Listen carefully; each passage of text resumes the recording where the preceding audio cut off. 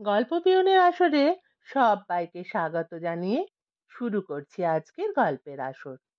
আজ শোনাবো শ্রী শিবরাম চক্রবর্তীর লেখা হাসির গল্প।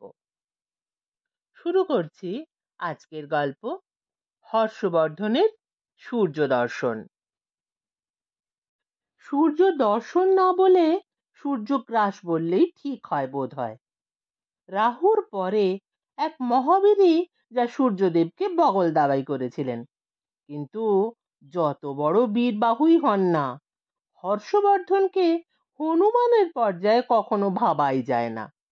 তাই তিনি যখন এসে পারলেন সূর্যি মামাকে দেখে নেব এইবার, তখন বলতে কি আমি হ্যাঁ হয়ে গিয়েছিলাম।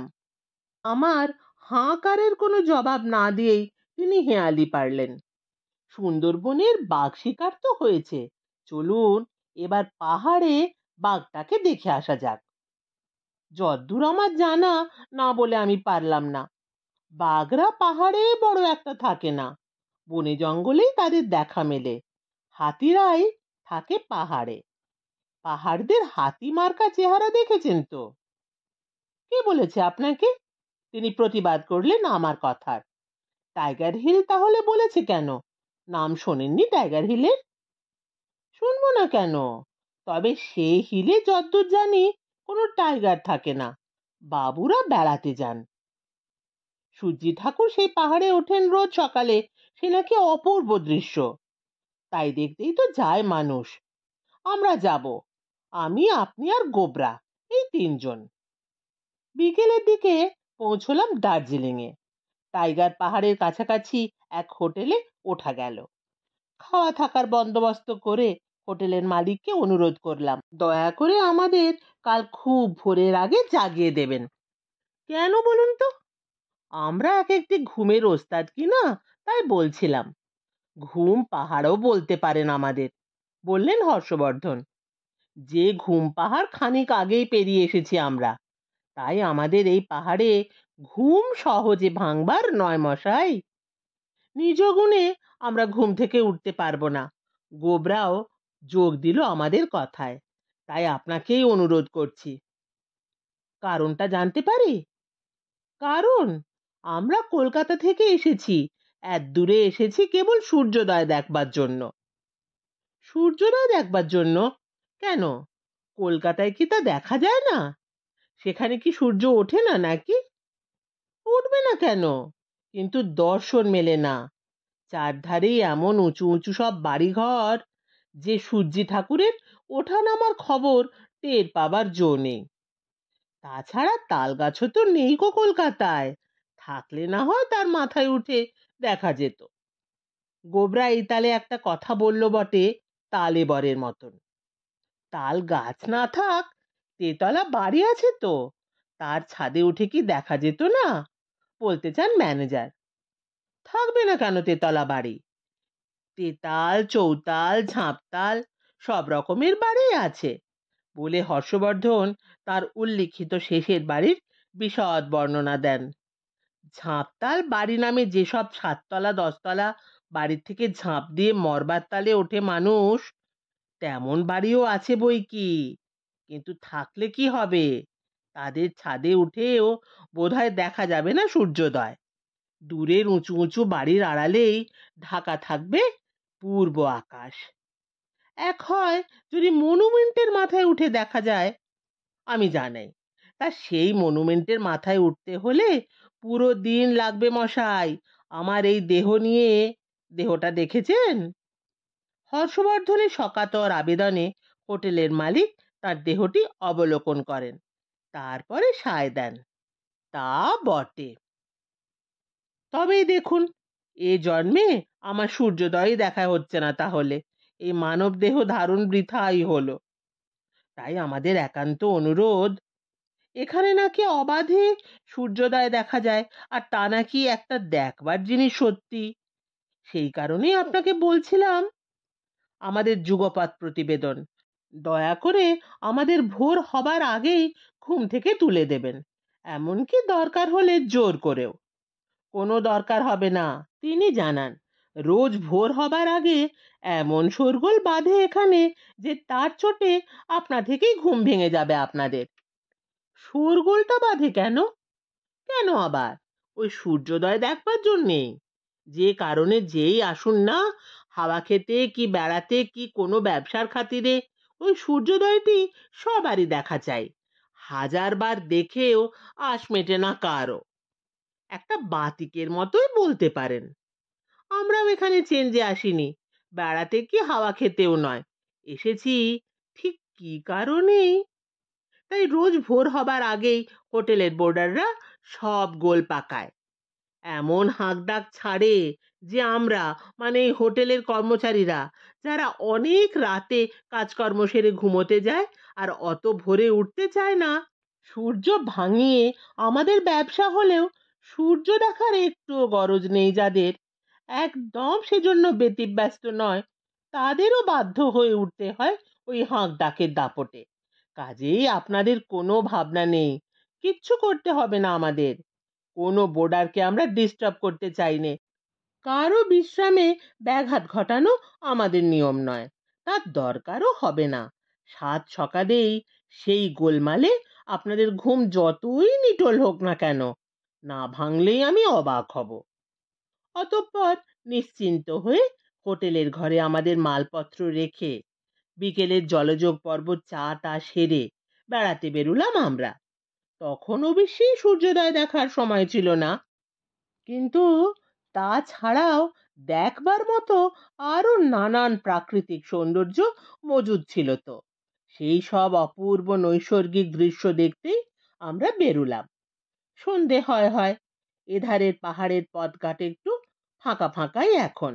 একটা ভুটিয়ার ছেলে এক পাল ভেড়া চড়িয়ে বাড়ি ফিরছে গান গাইতে গাইতে। শুনে হর্ষবর্ধন আহা উহু করতে লাগলেন। আহা আহা, কি মিষ্টি, কি মধুর, কেমন মূর্ছনা, যোগ দিল গোবরা। শুনে প্রায় মূর্ছনা হয় আর কি। একেই বলে ভাটিয়ালি গান, বুঝেছিস গোবরা? কান ভরে শুনে নে, প্রাণ ভরে শোন। ভাটিয়ালি গান বোধ হয় এ নয়, মৃদু প্রতিবাদ আমার। সে গান গায় পূব বাংলার মাঝিরা, নদীর বুকে নৌকার ওপর বৈঠা নিয়ে বসে। ভাটির টানে গাওয়া হয় বলেই বলা হয় ভাটিয়ালি। তাহলে এটা কাওয়ালি হবে, সমজদারের মতন কন হর্ষবর্ধন। তাই বা কি করে হয়? গরু চড়াতে চড়াতে গাইলে তাই হতো বটে, কিন্তু কাউ তো নয়, ও তো চড়াচ্ছে ভেড়া। কাওয়ালিও নয়। হর্ষবর্ধন যেন ক্ষুণ্ণ হন। রাখালি গান বলতে পারো দাদা, ভাই বাতলায়। ভেড়া চড়ালেও রাখালি তো বলা যায় ছোঁড়াটাকে। লোকসঙ্গীতের বাচ্চা বলতে পারেন, আমিও সঙ্গীতের গবেষণায় কারো চাইতে কম যাই না।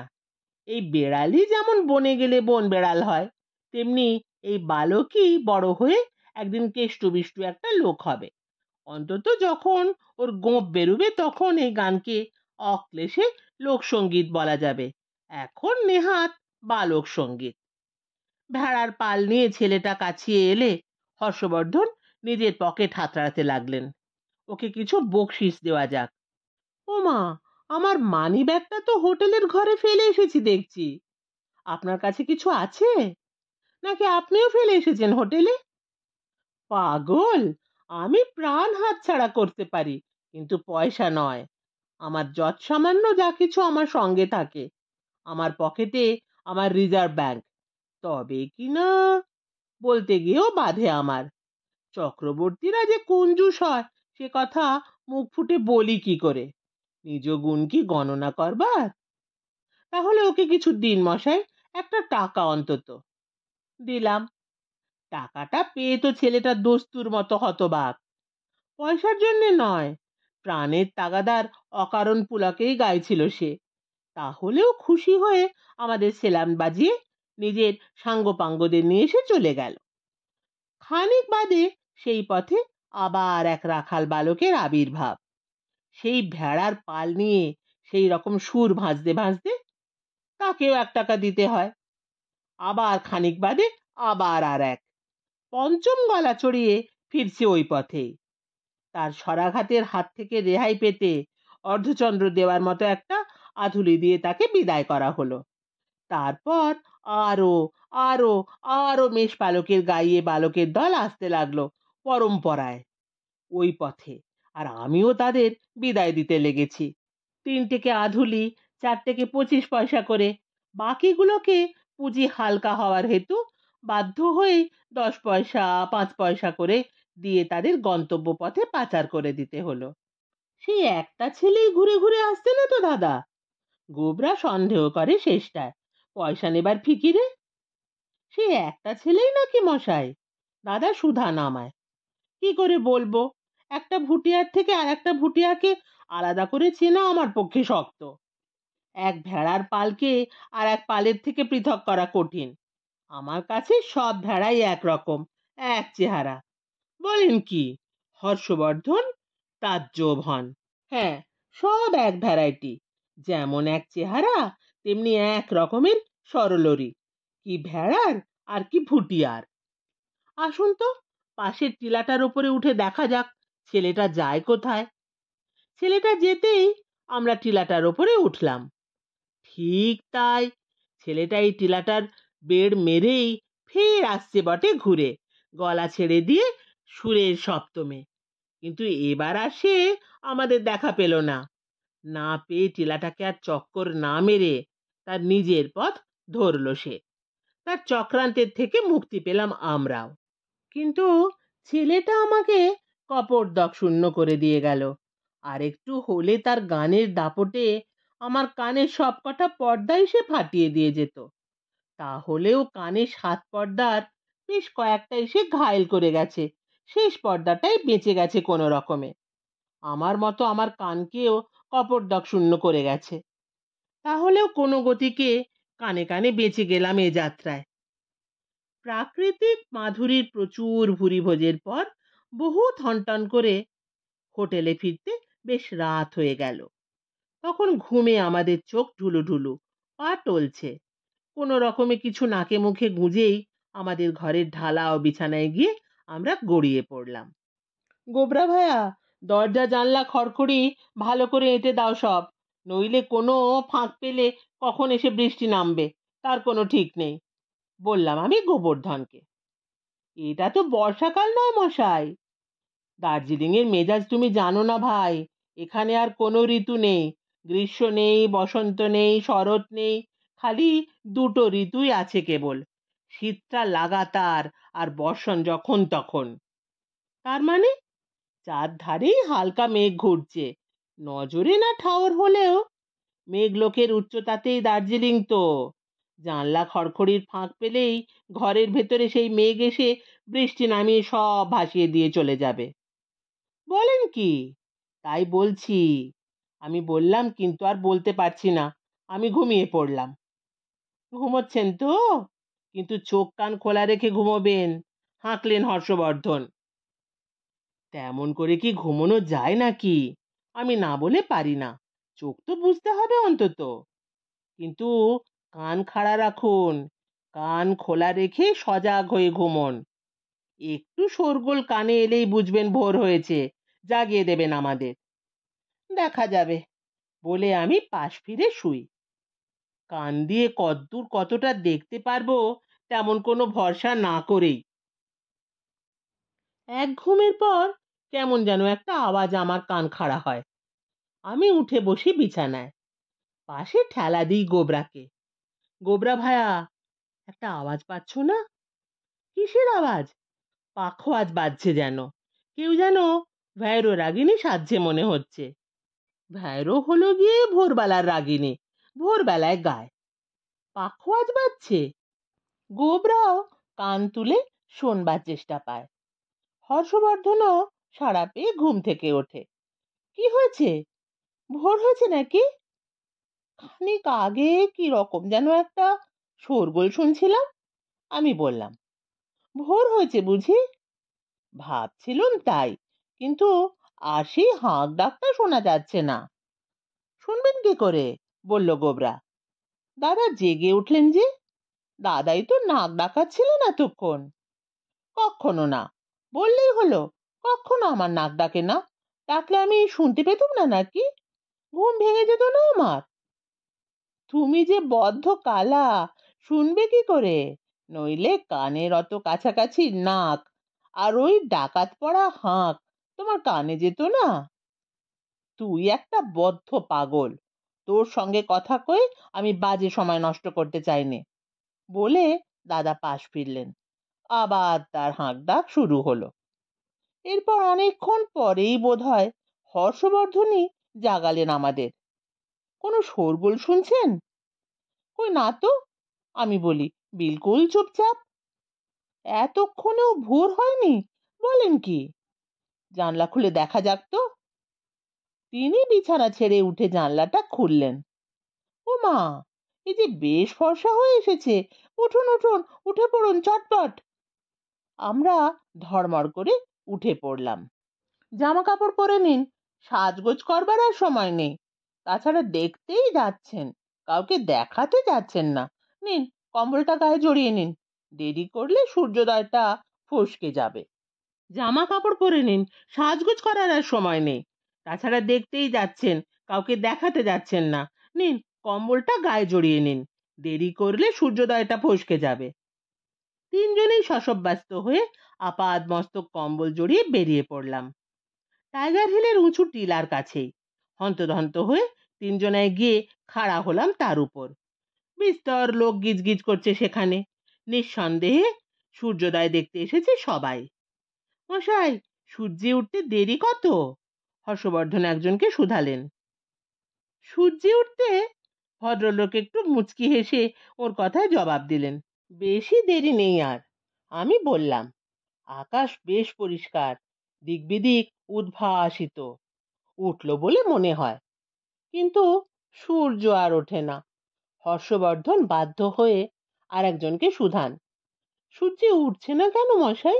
এখন সূর্য উঠবে কি? শুকে অবাক হয়ে তাকান তার দিকে। মানে বলছিলাম কি, সূর্য তো ওঠা উচিত ছিল এতক্ষণে।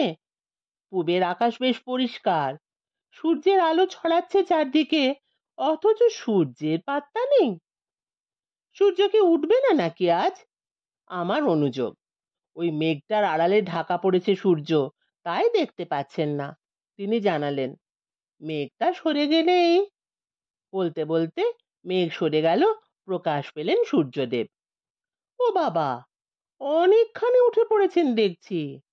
বেলা হয়ে গেছে বেশ, আফসোস করলেন হর্ষবর্ধন। সূর্যোদয়টা হাতছাড়া হয়ে গেল দেখছি আজ। ও মা, এ কি? হঠাৎ চেঁচিয়ে উঠলেন তিনি। নেমে যাচ্ছে কেন? নামছে কেন সূর্যিটা? নিচের দিকে নেমে যাচ্ছে যে, এ কি ব্যাপার? এরকমটা তো কখনো হয় না। আমিও বিস্মিত হই। সূর্যের এমন বেচাল ব্যাপার তো দেখা যায় না কখনো। হ্যাঁ মশাই, এরকমটা হয় নাকি এখানে মাঝে মাঝে? একটু না উঠেই নামতে থাকেন আবার। পথ ভুল হয় সূর্যদেবের। তার মানে? তার মানে আমরা সূর্যোদয় দেখতে এসেছি কি না? উদীয়মান সূর্য দেখতে না পাই, উদিত সূর্য দেখেও তেমন বিশেষ দুঃখিত হইনি। কিন্তু এ কি, উঠতে না উঠতে নামতে লাগলো যে। আপনার জন্য কি পশ্চিম দিকে উঠবে নাকি সূর্য? অস্ত যাবার সময় সূর্যোদয় দেখতে এসেছেন? ঝাঁঝালো গলা শোনা যায় ভদ্রলোকের। কোথাকার পাগল সব। আর একজন উত্তর গেয়ে ওঠেন তাঁর কথার। শুনছিলেন শ্রী শিবরাম চক্রবর্তীর লেখা হাসির গল্প হর্ষবর্ধনের সূর্য দর্শন। কেমন লাগলো কমেন্ট করে জানাবেন। ফিরে আসছি আবার কোনো নতুন গল্প নিয়ে।